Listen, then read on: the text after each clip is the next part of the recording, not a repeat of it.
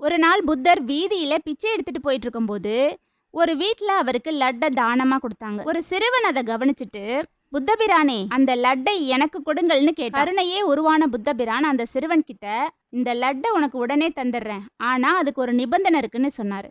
அது என்ன நிபந்தனைன்னு கேட்டவன் கிட்ட, இந்த லட்டு எனக்கு வேண்டான்னு நீ சொன்னா உனக்கு இந்த லட்டை நான் உடனே தந்துடுறேன்னு சொன்னார். அந்த பையனும் கொஞ்சம் யோசிச்சுட்டு, புத்தரே, எனக்கு அந்த லட்டு வேண்டாம்னு சொன்னான். புத்தர் வாக்களிச்ச மாதிரியே அந்த லட்டை அந்த பையன்கிட்டே கொடுத்து பல சீடர்களும் பொதுமக்களும் இந்த சம்பவத்தை பார்த்துக்கிட்டே இருந்தாங்க.